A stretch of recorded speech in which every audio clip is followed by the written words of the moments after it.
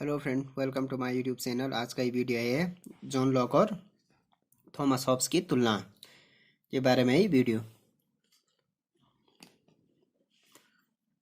Thomas Hobbes और John Locke दोनों ही ब्रिटिश विचारक हैं तथा राज्य की उत्पत्ति का मूल कारण सामाजिक समझौते को समझते थे। ये दोनों दोनों प्राकृतिक अवस्था के सिद्धांत में विश्वास करते थे तथा यह भी प्रतिपादन करते हैं कि सरकार समझौते में भाग नहीं लेते। दोनों के अनुसार राज्य का उद्देश्य शांति की स्थापना करना, व्यक्ति को सुरक्षा प्रदान करना एवं कानून के भंग करने वालों को दंड देना है। लॉक का दर्शन भी हॉब्स की भांति व्यक्तिवाद पर आधारित है।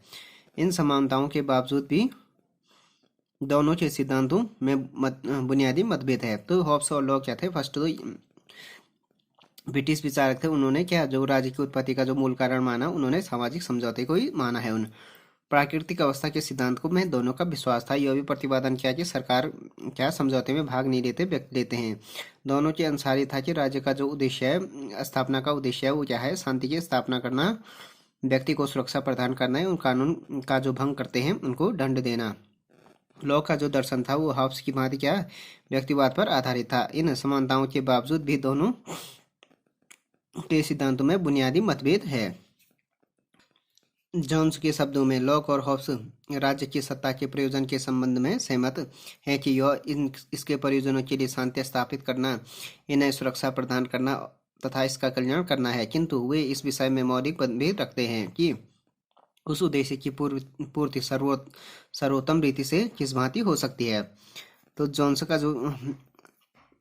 जोन्स के शब्दों में इनके जो बुनियादी मतभेद हैं वो है कि हॉब्स और लॉक राज्य के प्रयोजन के संबंध में सहमत हैं और कि इसके प्रयोजन के लिए शांति स्थापना करना, इन्हें सुरक्षा प्रदान करना और इसका कल्याण करना, किंतु वे मौलिक विषय पर मतभेद रखते हैं। जब फर्स्ट मतभेद हो गया उन दोनों का, हॉब्स के अनुसार मनुष्य स्वार्थी, क्रूर, दुष्ट, हिंसक, भय, शक्ति तथा कीर्ति की भावना से प्रेरित होने वाला और पाश्विक एवं बुरी प्रवृत्तियों की प्रधानता रखने वाला है।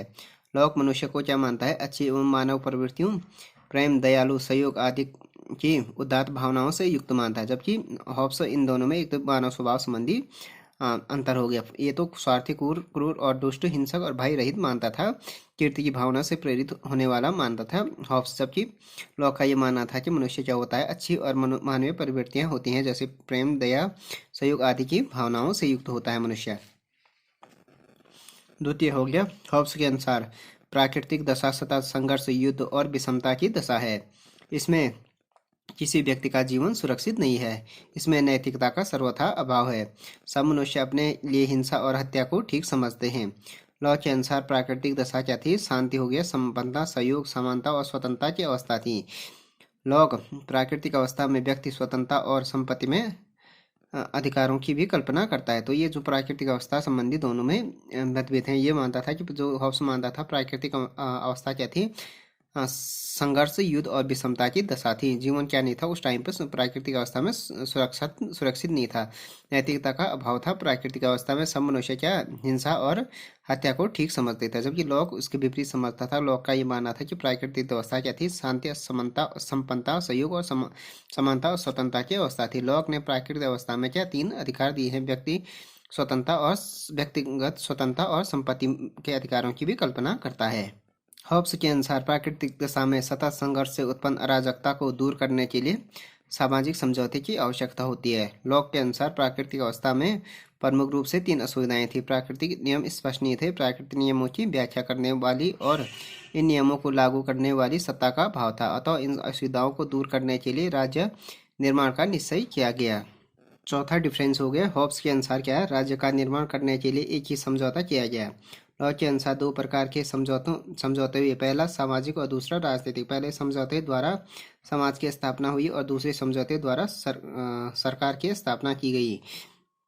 पांचों हो गए, हॉब्स ने निरंकुश राज्य का समर्थन किया, जबकि लॉक ने सीमित अथवा वैधानिक राजतंत्र का समर्थन किया। तो पांचवा अंतर हो गया, लॉक का निरंकुश राज्य का समर्थन, हॉक ने सीमित राजतंत्र का।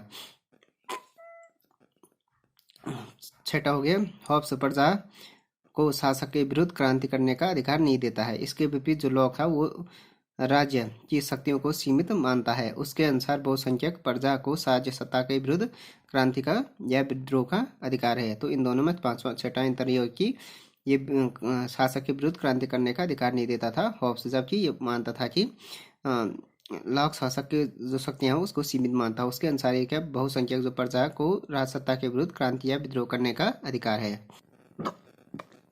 अंत में यह है कि लॉक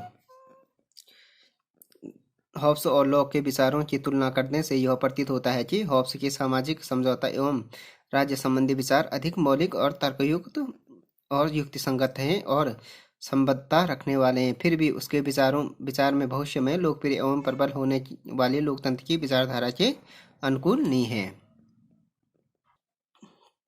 तो फ्रेंड्स, ये वीडियो हो गया लॉक और जो थॉमस हॉब्स और जॉन लॉक की तुलना के बारे में हो गया वीडियो। इन दोनों में क्या समानताएं और क्या विषमताएं हैं उसके बारे में हो गया। Thanks for watching this video.